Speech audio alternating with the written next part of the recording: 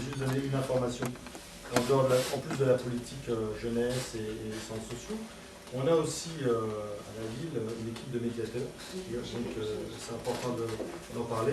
Alors après, pareil, on a aussi demandé à ce qu'ils puissent voir mieux définir leur mission, leur présence, leur visibilité, parce qu'aujourd'hui, clairement, pour les avoir rencontrés, on leur a mis un costume sur le dos qui ne donne pas trop envie, quoi.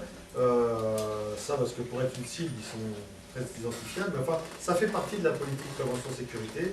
Ils interviennent devant les collèges, devant sur signalement, ils accompagnent les mômes quand il y a eu des problèmes de raquettes ou d'agression. Donc là aussi, on voit bien qu'il y a des petites bribes de cette politique d'accompagnement qui n'est effectivement pas la même prévention que la prévention. Je trouve que c'est bien la différence. Mais donc il y a des choses qui existent qu'il faut peut-être amplifier ou améliorer. Deuxièmement, on parlait des PV, etc. Attention, les ASVP, ceux qui contrôlent et qui mettent des PV sur les zones de stationnement payants, qui sont d'ailleurs payés par les sous qui sont mis dans les parcs-mètres, mais aussi par les PV, eux ne sont pas armés, hein, ils ne font pas partie de cette politique de prévention sécurité. Ils sont payés pour mettre du PV. C'est du chiffre. D'ailleurs, ils sont payés par le délégataire du service public qui gère les parcs-mètres, etc. C'est une façon de s'assurer de sa rétribution. On est dans un service plutôt marchand qu'autre chose. La dernière chose, c'est sur la vidéo. Je n'en ai pas beaucoup parlé parce que c'est un point de vue qu'on pourrait beaucoup évoquer, mais au moins, quand même, le groupe des élus communistes à Aulnay-sous-Bois, il s'est toujours battu contre la vidéo. Mais pas de façon stupide, y compris, on fait la part des choses entre ce qui est par exemple de la vidéo qui concernerait les bâtiments municipaux et de la sûreté des bâtiments municipaux qui sont le bien commun de tous les Aulnaysiens. Et donc il faut assurer cette sécurité. Moi, quand il y a un gymnase qui brûle ou une école qui brûle, c'est une partie du bien commun de la ville qui s'en va. Donc il faut assurer la sécurité de ces biens. Et là, on peut admettre qu'effectivement, il y a des moyens de sécurité et de sûreté, mais là, on n'est plus du tout dans l'espace public. Là où c'est dérangeant, c'est sur l'espace public. Parce que c'est une politique qui est menée tambour battant par l'État sarkozyste de l'époque, à travers un fonds d'équipement qui s'appelle le FIPD, Fonds d'investissement de prévention de la délinquance, je ne sais plus, et qui va permettre aux villes de pouvoir monter des dossiers de subvention et de se faire subventionner les caméras de vidéosurveillance et des centres de surveillance urbains, couplés avec la police nationale, mais qui sont des vrais gouffres financiers. Alors on dit qu'il n'y a pas d'études. Moi j'ai une étude qui est sortie dans un journal du CE de la RATP qui s'appelle Fréquence et qui explique que le CAUE a fait une étude et qui donne des coûts. Alors, cette étude montre, j'ai une autre étude de l'Institut de sécurité publique qui montre qu'on ne peut pas démontrer l'efficacité de la vidéosurveillance. Donc quand on ne peut pas démontrer l'efficacité de quelque chose, c'est quand même aberrant d'y investir des millions d'euros. L'étude montre que pour 20 caméras installées, c'est 120 000 € de coût de fonctionnement pour 5 agents.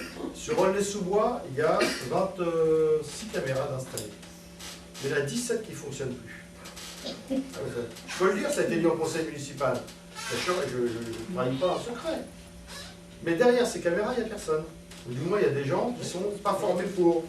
Et si on suit le schéma d'implantation des caméras vidéosurveillance que souhaiterais que certains mettent en place à travers un bureau d'études spécialisé dans les problèmes de sécurité. Parce que derrière, il y a des financements qui arrivent. Eh bien, ce n'est pas 20 caméras qu'il faudrait sur Aulnay, si on veut surveiller tous les points. Je vous passe les commentaires sur, y compris les analyses de pourquoi on en met une là et pas là. Hein. Parce qu'en gros, on ne va pas en mettre au gros saut. De toute façon, comme c'est un spot de drogue et qu'on ne peut rien y faire, c'est pas la peine de s'emmerder à investir dans une caméra parce qu'on ne changera pas la situation. Voilà. Mais c'est 80 caméras qu'il faut mettre à Aulnay. Si on veut vraiment suivre cette logique sécuritaire. Et 80 caméras, c'est 10-20 policiers derrière les écrans en journée continue. Hein. Vous vous rendez compte? Et pour quelle action après? Et là, elle était bonne la question, M. Koubeki. C'est qu'une fois qu'on a mis ces caméras, quelle est la politique que l'on développe derrière? Est-ce que c'est une politique de prévention, situation préventionnelle? Non. J'ai visité le PC de Clichy-la-Garenne. Je suis resté une demi-heure dans le PC de Clichy-la-Garenne. Caméra de surveillance de la police municipale. Et pendant une demi-heure, j'ai vu le trafic de drogue s'opérer. J'ai rien dit. Et puis après, j'ai vu le chef de poste et je lui ai dit, mais dites-moi, en fait, là, j'ai pas vu une bagnole arriver pour régler le problème. c'est admirable. Par contre, vous avez une caméra qui pointe directement le hall de l'immeuble. Ah oui, mais vous comprenez, ça va nous permettre de faire des enquêtes, etc. Mais en attendant, la câble continue de circuler, les mecs ils continuent à faire ce qu'ils veulent, etc. Donc quelle politique on met après? Politique de prévention, politique de je cours après toi, je t'attrape, Balkany. C'est-à-dire qu'il y a des gens qui sont derrière les caméras, et puis dès qu'ils voient qu'il y a un regroupement de 3 jeunes, j'envoie une voiture de police municipale pour faire de la prévention bizarre, mais de la prévention quand même. On sait ce que ça a donné dans la ville, Balkany, c'est Les Valois. Avec des bavures, etc. C'est-à-dire, on est obligé, si on met ce type de système en place, de mettre des moyens opérationnels d'intervention qui sont énormes. Or, c'est pas 60 policiers municipaux qu'il faudrait, si on veut faire ça. C'est 2 fois, voire 3 fois. Je vous rappelle quand même qu'un point d'indice sur les impôts locaux, c'est 400 000 €. 3,5 millions de budget de police municipale de fonctionnement. Regardez combien ça fait de points d'indice si on doit doubler ou tripler la police municipale. Et en plus, pour finir, c'est aussi un problème, c'est qu'on vient dans une société liberticide. C'est-à-dire qu'on ne peut pas se déplacer, d'avoir vie privée. On n'a pas accès, il y a de plus en plus de points de plainte à la CNIL. Moi, je défie quiconque aujourd'hui à Aulnay-sous-Bois d'aller demander, vous êtes surveillé en permanence à toutes les entrées de ville. Et il y a un beau petit panneau qui dit que vous avez le droit de demander à visionner les bandes sur lesquelles vous êtes filmé. Et moi, je défie quiconque d'aller au commissariat de la police municipale d'Aulnay-sous-Bois, comme son droit le permet, et d'exiger de visionner les endroits où il est passé, parce que c'est le droit de tout le monde de pouvoir le visionner. Donc vous voyez, on va vivre dans une société liberticide, sous les caméras.